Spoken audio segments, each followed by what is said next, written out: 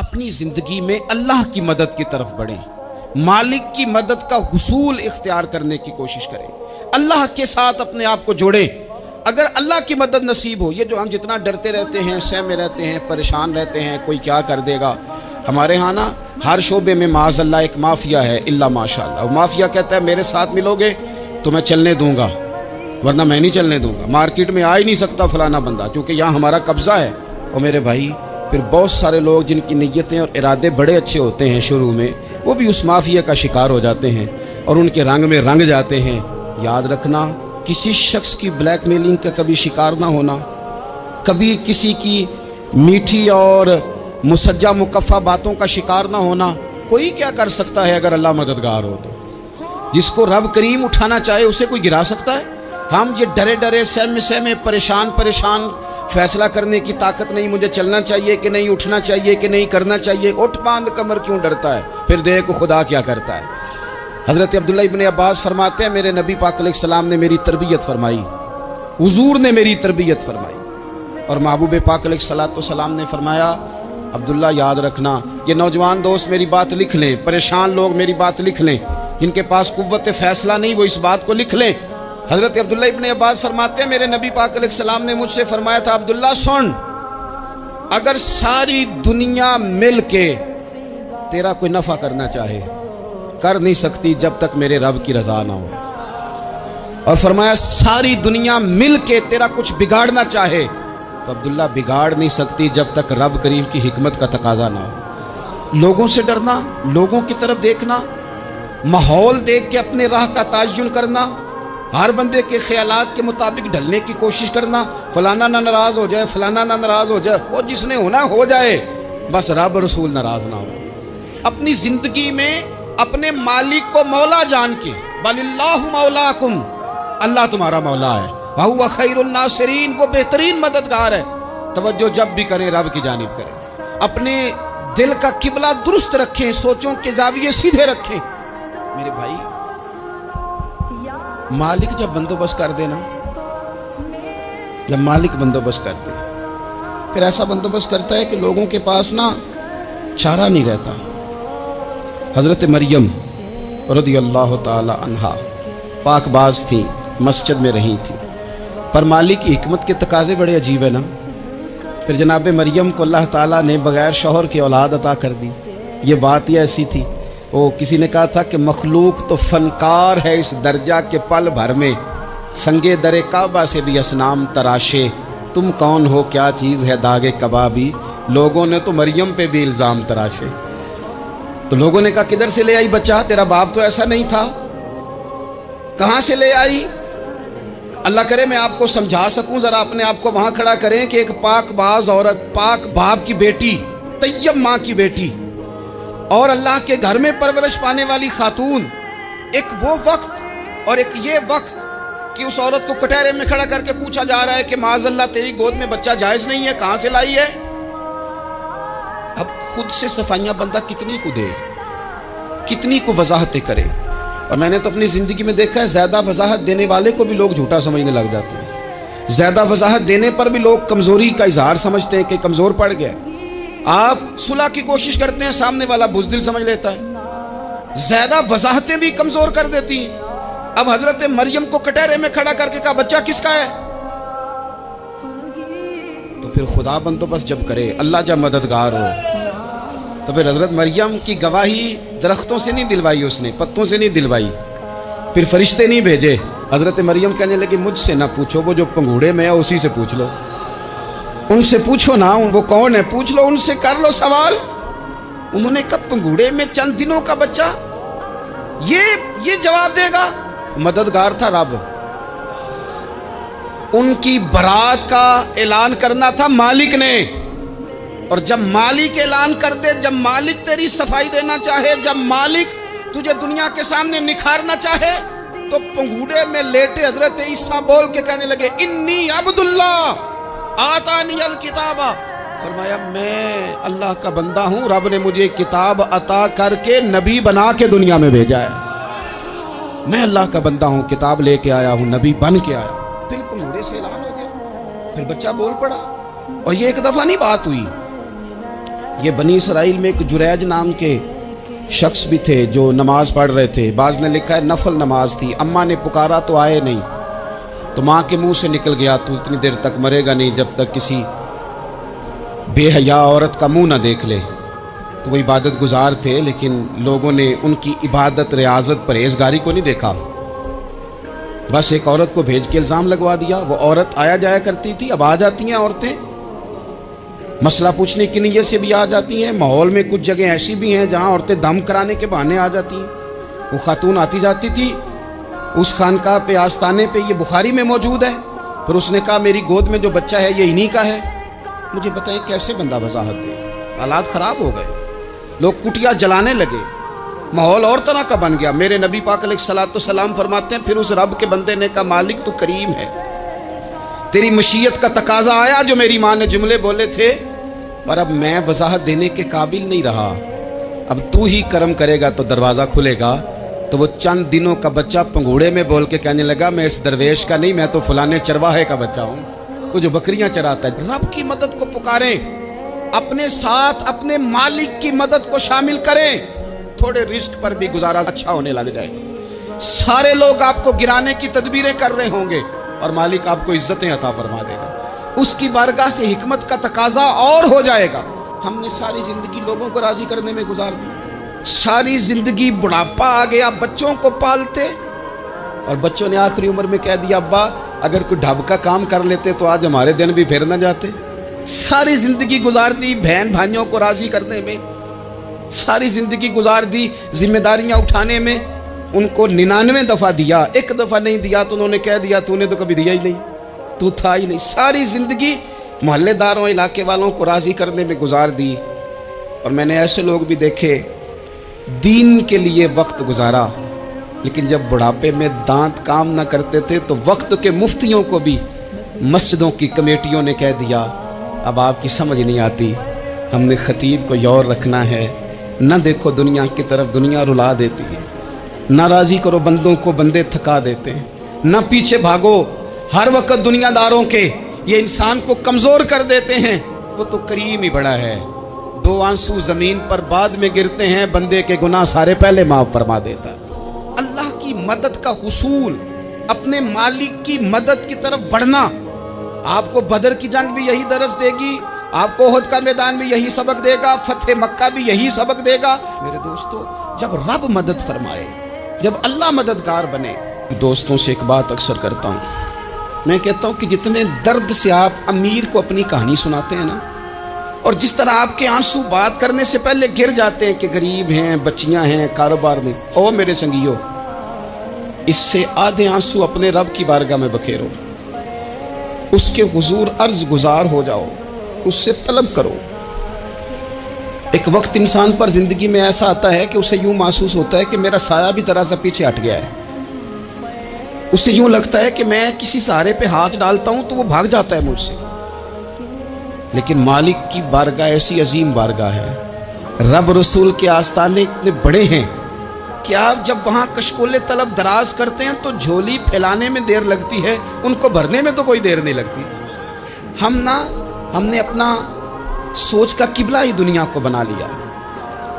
یہ جو اللہ والوں کی مدد ہے یہ تو یعنی اللہ ہی کی مدد ہے, لیکن یہ جو سیٹھوں کی طرف توجہ کرنا, نوابوں کی طرف توجہ کرنا, دنیا داروں کی طرف توجہ کرنا, اور اپنا مزاج اس طرح کا بنا لینا, یارو گردن کو جھکا دیتا ہے خیرات کا پتھر, جہاں میں مانگنے والوں کے سر کبھی اونچے نہیں ہوتے.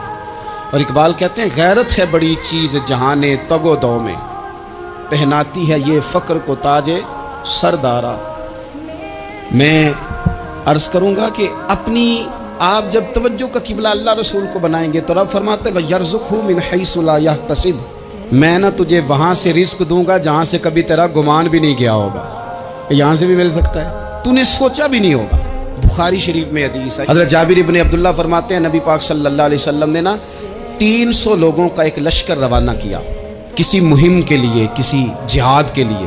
حضرت ابو عبیدہ بن جراح رضی اللہ تعالیٰ عنہ امیر لشکر تھے. فرماتے ہیں غربت اتنی زیادہ تھی, بھوک اتنی زیادہ تھی کہ ایک ایک کھجور دن میں ایک وقت کھانے کو ملتی تھی, اور کچھ دن ایسے آئے کہ اب کھجور بھی نہیں مل رہی. فرماتے ہیں اتنی زیادہ بھوک لگی مجاہدین کو 300 بندہ پتے کھا کے گزارا ہونے لگ گیا. یہ بخاری میں موجود ہے. آپ فرماتے ہیں کہ دریا کے کنارے ہمارا پڑاؤ تھا, ٹھہراؤ تھا.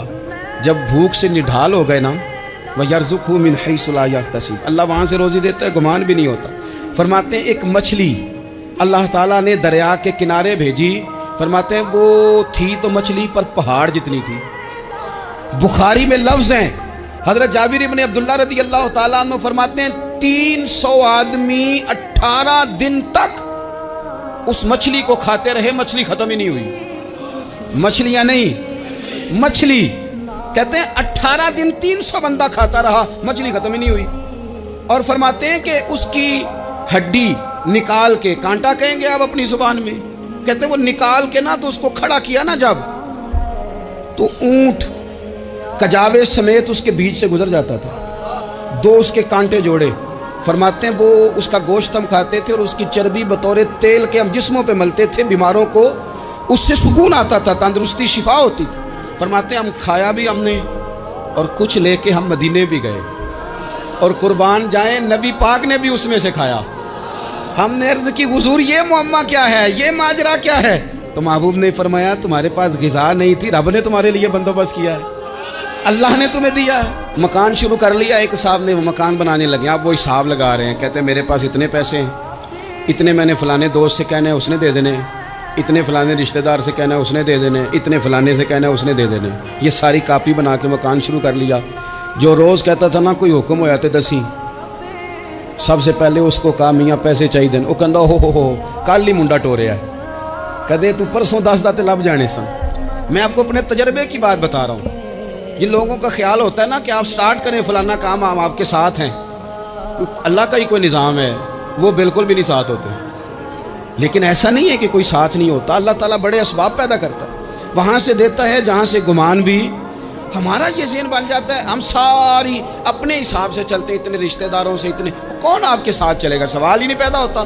یہ سارے کام چھوڑ کے سب سے پہلے 2 رکعتیں پڑھو, اپنے رب کی بارگاہ میں, رسول کائنات کی بارگاہ میں گزارشات اور استغاثے پیش کرو, وہاں سے خیر طلب کرو. دنیا دار کیا دیں گے, کیا دے سکتے ہیں, کیا حیثیت ہوتی ہے کسی. اللہ کہتا ہے وہاں سے دوں گا. تو جو اللہ مال دے وہ لینا چاہیے کہ رشتہ داروں کا مال دیکھنا چاہیے؟ جو اللہ دے وہ لینا چاہیے کہ سیٹھوں نوابوں کی جیبیں دیکھنی چاہیے؟ جو اللہ دے وہ قبول کرنا چاہیے یا دیکھنا چاہیے کون سا آدمی کہاں پہنچ گیا؟ چھوڑو, اپنی مٹی پہ چلنے کا سلیقہ سیکھو. کسی کے سنگ مرمر پہ چلو گے تو پھسل جاؤ گے, پھسل جا. اس پر ایک اور بات عرض کر دوں, صحیح بخاری سے, مسلم سے ایک اور بات. کچھ چیزیں ایسی ہیں جن سے اللہ کی مدد آتی ہے, مدد ملتی ہے. ایک چیز ان میں سے ایسی ہے جس سے بہت مدد نازل ہوتی ہے, وہ ہے کہ جب رب آپ کو دے نا تو پھر آپ بھی اس کے رستے میں دیں, پھر مدد آتی ہے, پھر اور آتا ہے. بخاری مسلم میں حدیث ہے, یہ زیادہ ہی توجہ طلب امر ہے, اس پر آپ غور کریں گے. حضرت ابو ہریرہ فرماتے ہیں کہ نبی پاک علیہ السلام نے فرمایا ایک شخص نے بادلوں کے اندر سے آواز سنی کہ فلاں آدمی کا کھیت اور باغ خشک ہو گیا ہے, وہاں برسو اور اس کے کھیت کو سیراب کرو. وہ بڑا حیران ہوا کہ بادل سے آواز آ رہی ہے. پھر اس نے دیکھا کہ ایک پہاڑی پر بارش ہوئی, وہ بادل وہاں برسا, پھر نالیوں سے ہوتا ہوا پانی ایک طرف چلا. تو جس نے آواز سنی تھی, حضور بیان کر رہے ہیں, وہ بھی پیچھے پیچھے چلا کہ پانی کدھر جا رہا ہے. اس نے جا کے دیکھا کہ ایک مقام پہ ایک باغ کو وہ پانی لگ رہا ہے اور ایک آدمی وہ پانی لگا رہا ہے. اس نے اس سے پوچھا تیرا نام کیا ہے؟ اس نے کہا کیوں؟ کہنے لگا بتا نا. اس نے نام بتایا تو کہنے لگا یہی تو وہ نام ہے جو میں نے بادلوں کے اندر سے سنا ہے کہ فلاں کے کھیت کو پانی دے دو. اس نے کہا یار تو کیا عمل کرتا ہے کہ اسپیشل تیرے لیے بارش برسے. یہ بخاری پڑھ رہا ہوں, سیاستہ سے حدیث عرض کر رہا ہوں. اس سے پوچھا تو کیا کام کرتا ہے کہ جناب اللہ تبارک و تعالیٰ کا حکم کرم آیا کہ خاص تیرے لیے پانی برسے اور تیرے کھیت کو سیراب کرے. تو اس نے کہا چھوٹا ذمہ دار ہوں, پر جب فصل اگتی ہے تو 3 حصے کرتا ہوں. ایک حصہ اپنے بال بچوں پہ, بہن بھائیوں پہ خرچ کرتا ہوں, ایک حصہ پورا, اور ایک حصہ دوبارہ کاشتکاری پہ لگاتا ہوں, اور تیسرا حصہ خالص میں نے مسکینوں, یتیموں اور غریبوں کے لیے رکھا ہوا. وہ جو تیسرا حصہ, اللہ کرے آپ سمجھیں, وہ رب کے بندوں پہ تیسرا حصہ خرچ کرتا ہے نا, تو کریم مالک نے فرمایا جہاں سے غریب کا حصہ جاتا ہے وہ کھیت خشک نہیں رہنا چاہیے. وہ جہاں سے مسکین روٹی کھاتے ہیں وہ خشک نہ رہے. جہاں سے یتیموں کو کچھ آتا ہے کہیں اس کی فصل رہ نہ جائے. میں اور آپ بھی اگر اپنے مال میں مسکینوں، یتیموں، غریبوں کے حصے رکھ لیں گے تو فصلیں خشک نہیں رہیں گی. ان کے اندر تازگی آئے گی، نور آئے گا، کرم آئے گا. خاص کر خدا کی رحمت برسے گی. مدد اللہ سے چاہیں، اپنی توجہات کا مرکز رب رسول کی ذات کو بنائیں، پھر آپ محسوس کریں گے کہ بڑی جلدی اللہ تعالیٰ کی مدد آنے لگی ہے. کبھی آپ صرف کہہ دیں نا میرا رب میرے ساتھ ہے، اس لفظ میں اتنی طاقت ہے کہ دشمن ویسے زہر ہو جاتا ہے. زندگی میں کسی سے بھی لڑائی ہو تو اچھی طرح سوچ لیں کہ اللہ اس طرف ہے یا اس طرف ہے. اگر آپ زیادتی پہ ہیں تو پھر رب مظلوم کی جانب ہے. اگر اللہ کی مدد آپ کے ساتھ ہے تو دنیا کی کوئی طاقت آپ کو گرا نہیں سکتی. اور اگر آپ مظلوم کے مقابلے میں ظالم بن کے آپ کھڑے ہو گئے ہیں اور آپ نے رویہ وہ اختیار کیا ہے کہ جس میں مدد نہیں آئے گی، تو پھر یاد رکھ لیں کہ آپ کوئی بھی ہیں، کہاں بھی ہیں، آپ کمزور ہیں. طاقتور تھے ابتدائے اسلام میں، ظاہری طاقت تھی کفار مکہ کے پاس. وہ ڈنڈوں سے مارتے تھے غریبوں کو، ان کے ہاتھوں میں ڈنڈے تھے، پر خدائی طاقت ان مظلوموں کے ساتھ تھی. صاحب زرقانی نے لکھا ہے حضرت زنیرہ رضی اللہ تعالیٰ عنہ ایک لونڈی ہیں، غریب ہیں. ماڑے دا کی کام محمد ناس جانا یا رونا، غریب سادی بی بی اور لونڈی کنیزہ، ایک مشرک کی کنیزہ تھی. انہوں نے کلمہ پڑھ لیا. وہ ڈنڈوں سے مارتا، دروں سے مارتا، تکلیف دیتا. حضرت زنیرہ رضی اللہ تعالیٰ عنہ کو اتنا مارا، اتنا مارا. اب آپ ایک اور پہلو پر بھی غور کریں، مار بھی پڑ رہی ہے پر خدا ادھر ہی ہے، اللہ کی مدد ادھر ہی ہے. رب کہتا ہے کہ پہلے تو صبر کرنا، ان اللہ مع الصابرین. تو صبر کرے گا تو پھر رب کی معیت ملے گی. ذرا ٹھہرنا، تو تھوڑا ڈٹنا. ان الذین قالوا ربنا اللہ ثم استقاموا تتنزل علیہم الملائکہ. تو کہے اللہ میرا رب ہے، پھر تو پہلے ڈٹ، پہلے تو نے ڈٹنا ہے. ثم استقاموا، جو ڈٹ گیا، تتنزل علیہم الملائکہ، ڈٹنے والے کے لیے مدد آتی. پہلے تھوڑا ٹھہرنا پڑتا ہے، پہلے تھوڑا صبر کرنا پڑتا ہے، حوصلہ کرنا پڑتا، اس کے بعد مدد آتی. مار پڑ رہی ہے، مارا جا رہا ہے. حضرت زنیرہ کو ان کا مالک جو ہے ظاہری آقا وہ مار رہا ہے. یہ کنیزہ ہے، اتنا مارا، اتنا مارا، ان کی بینائی چلی گئی، نظر آنا بند ہو گیا. ابو جہل آیا اور کہنے لگا زنیرہ دیکھا نا ہمارے بت تیری آنکھیں لے گئے، معاذ اللہ، لات و منات ہمارے بتوں نے تجھے اندھا کر دیا. اب ایسا نہیں ہے کہ بی بی روتی جا رہی ہے، روتی جا رہی ہے، مایوسی مایوسی، معاذ اللہ، پریشانی، غریبی بڑی ہے، پوچھنے والا کوئی نہیں. یہ باتیں نہیں. کیا جملے ہیں خاتون کے، کیا لفظ ہیں. ابو جہل نے تنزیہ کہا، معاذ اللہ، کہنے لگا دیکھا نا ہمارے بتوں نے تجھے اندھا کر دیا. تو جناب زنیرہ آنکھوں کی بینائی گئی ہے، رات کو گئی ہے، دکھ ابھی تازہ ہے، لیکن اللہ پہ جو توکل ہے، اپنے مالک سے جو رشتہ ہے وہ اتنا مضبوط ہے، اتنا طاقتور ہے، اس میں اتنی گہرائی ہے کہ حضرت زنیرہ بول کے نا اتنی قوت سے بولی، اتنی طاقت سے بولی کہ پورے کفر پر لرزہ طاری ہو گیا. فرمانے لگی تمہارے بتوں کی کیا اوقات ہے کہ میری بینائی لے جائیں. یہ میری رب کی حکمت کا تقاضا ہے. جب تک اس نے چاہا زنیرہ دیکھتی رہی، اور جب اس نے چاہا زنیرہ کی آنکھوں کی بینائی چلی گئی. اور اگر وہ چاہے گا نا تو بینائی واپس بھی کر دے گا. اگر ہو ذوق یقین پیدا تو کٹ جاتی ہیں زنجیریں، اگر وہ چاہے گا تو بینائی آ بھی جائے گی. حضرت زنیرہ نے رات کو یہ لفظ کہے، ابو جہل اور سارے کفار ڈر کے سن کے چلے گئے. آپ اطمینان سے آ کے بستر پہ سوئی. جب سویرے اٹھی تو اللہ نے آنکھوں کی روشنی واپس کر دی تھی. آنکھوں کی اب چھڑی پکڑی ہے، بازاروں میں گھومتی ہے، کہتی ہیں بلاؤ کدھر ہے تمہارے نات و منات. دیکھو میرے رب نے روشنی واپس کر دی. آ کر میرے ساتھ ادھر آ، ستمگر ہنر آزمائیں، تو تیر آزما ہم جگر آزمائیں. بیمار لوگوں یاد رکھو، کہہ دیا ڈاکٹر نے کہ تو بڑا بیمار ہے، تو بڑا کمزور ہے، یہ ہو گیا وہ ہو گیا، تو ڈاکٹر اپنے علم کے مطابق بات کر رہا ہے. ہوگا تو وہ جو میرا رب چاہے گا. کمزور ہو جانا، پریشان ہو جانا، تکلیف میں آ جانا، پتہ نہیں بات ہو گئی ہے تو جانے کیا ہو جائے گا. اپنی زندگی کے اندر اپنے رب سے رشتہ مضبوط کریں، رسول کائنات سے رشتہ مضبوط کریں، اللہ والوں سے رشتہ مضبوط کریں. حضرت زنیرہ نے پیغام دیا کہ زندگی میں جو جینا چاہتے ہیں تو وہ رب کا نام لے کے جی سکتے ہیں. جو اپنی زندگی میں خوشیاں دیکھنا چاہتے ہیں तो रसूलुल्लाह के नाम पर खुशियां देखी जा सकती हैं। तवक्कुल की बुनियाद पर बंदा खुशियां ले सकता है। और अगर इंसान में तवक्कुल नहीं है तो फिर वो इस काले जादू से भी डर रहा है, वो नीले से भी डर रहा है, वो पीले से भी डर रहा है, वो फलाने से भी डर रहा है, वो मेरे खिलाफ फलाना रिश्तेदार साजिश कर रहा है तो डर रहा है, फलाना मेरे बारे में ये कर रहा है तो डर रहा है, वो पता नहीं दुनिया इधर हो जाएगी तो क्या हो जाएगा, उठ बांध कमर क्यों डरता है, फिर देख खुदा क्या करता है। तो इस सारी गुफ्तगू का निचोड़ आपको ये अर्ज़ किया है। सबसे पहले तो ये कि मैदानों में मदद भी अल्लाह की, रिस्क में मदद भी अल्लाह की, फसलें खुश्क हों तो मदद फिर भी अल्लाह करे, तो फिर सारी मदद, और अगर इंसान बीमार हो तो फिर भी मदद अल्लाह की। तो अपने अल्लाह की जानिब तवज्जो को बढ़ाएं, आप अल्लाह से मदद के सवाली बने। तिरमिज़ी की एक हदीस है, मैं आपको ज़िंदगी का तजर्बा बताता हूँ कि जब मैं बड़ा परेशान होता हूँ तो ये वाली रवायत खोल लेता हूँ, मज़ा देती है। मेरे नबी पाक अलैहिस्सलाम ने फरमाया, अपने दुख सेठों नवाबों को ना कहना, मालदारों का ना कहना, वरना अल्लाह तुम्हें कभी गनी नहीं करेगा। फरमाया, अपने दुख अपने रब की बारगाह में अर्ज़ करना, जल्दी करे या देर से करे, अल्लाह तुम्हें लोगों से बेनियाज कर देगा।